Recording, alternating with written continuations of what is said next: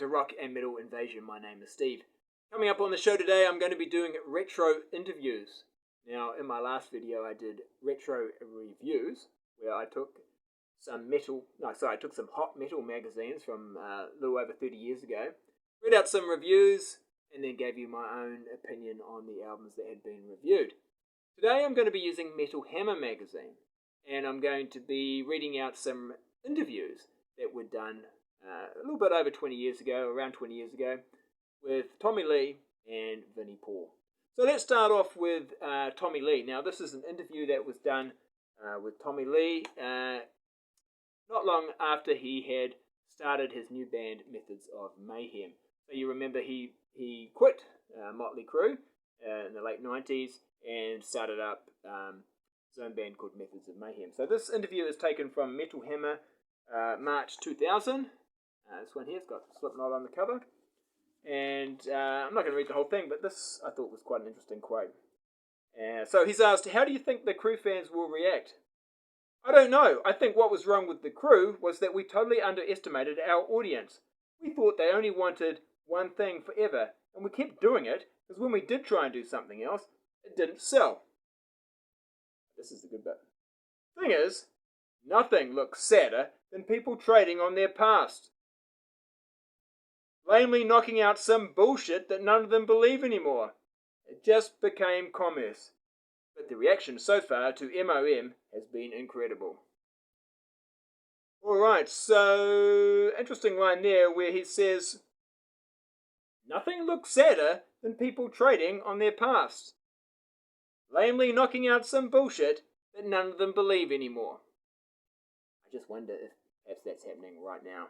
Anyway, yeah, it's probably fair to say, Tommy had left Motley Crue and he wasn't particularly happy about what had been going on with the Crue. Here's another quote from this interview. Both me and Tilo, that's the person that he started Methods of Mayhem with, wanted out of the situations we'd found ourselves in. There was a point with the Crue where it went beyond being a band I was into and just being this product, whereby I was involved in its promotion.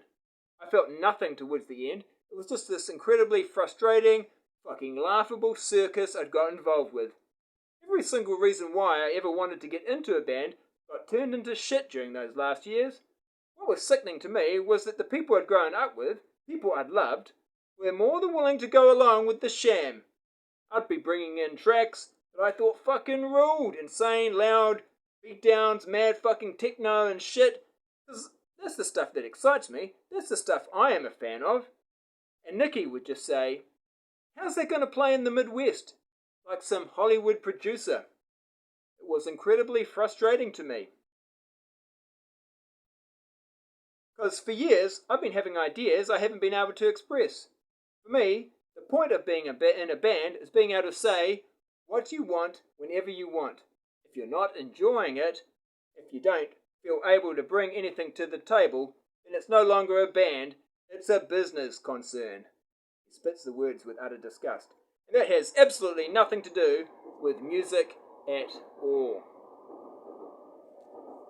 So I'm not going to make any comments about that, but some interesting comments there. Granted, this is over 20 years ago that he made those comments, but he does admit, and this is over 20 years ago, that he's really into techno music. And if you heard his last solo album, I think that pretty much highlights that fact. But I suggest if you're watching this channel, you probably don't want to listen to his last solo album. Alright, so let's move on now. This is an interview with Vinnie Paul. Now, this is after Dimebag had passed on. This is from January 2006. My Chemical Romance on the cover. And here is just, I'm just going to read this little part of the interview.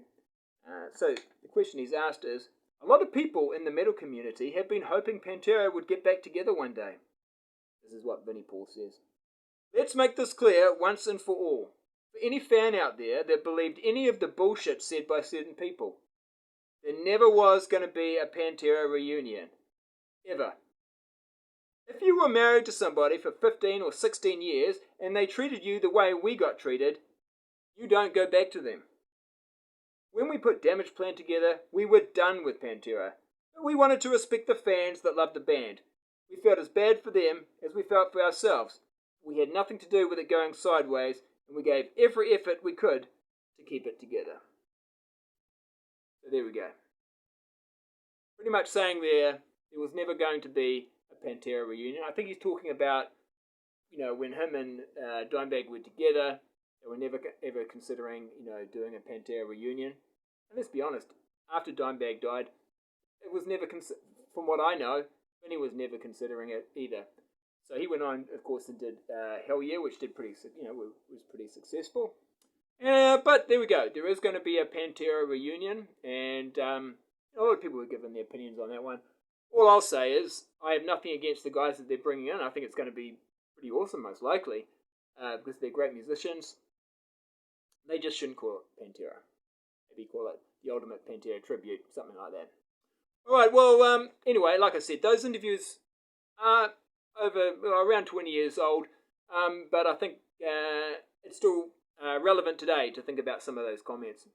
All right, that's it for today, and I'll catch you later. See ya.